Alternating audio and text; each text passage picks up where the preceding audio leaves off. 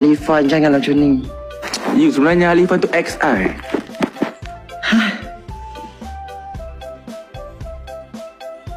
Mana boleh? Karma, bitch.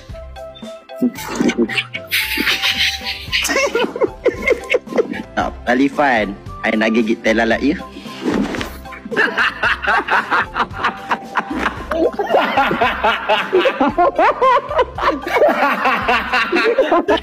You ni, I cubit hidung kang. Nanti rata hidung you. Tak adalah, I tengok duk tergantung-gantung kat situ. Oh ya ke? Itu yang handsome dia. Kan, itu pemanis dia kan.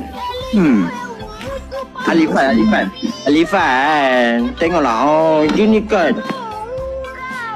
Kuk mu batok. Ni sekali lagi. Oh, merajuk. Yang buat merajuk tu ke?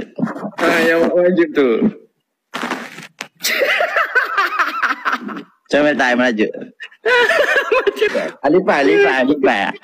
You, I nak tanya you. I punya tudung cantik macam ni ke atau I tarik sikit? You perbetulkan hidung dulu. Riz dia nak lamar I, tapi I cakap you ada 35k tak? Sebab sekarang antara I 35k tau. You boleh apa? I boleh joget TikTok.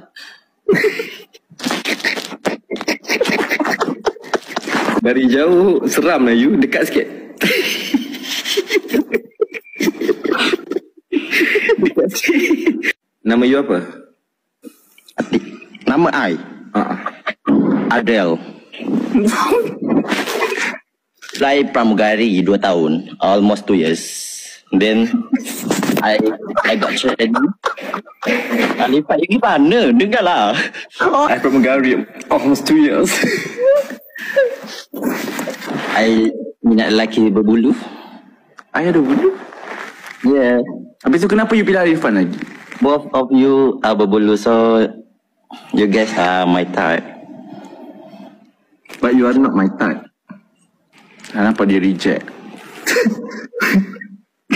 I tak boleh lah. Sebab setiap kali I pandang you, I takkan tatap wajah you dulu. Sebab hidung you ke depan.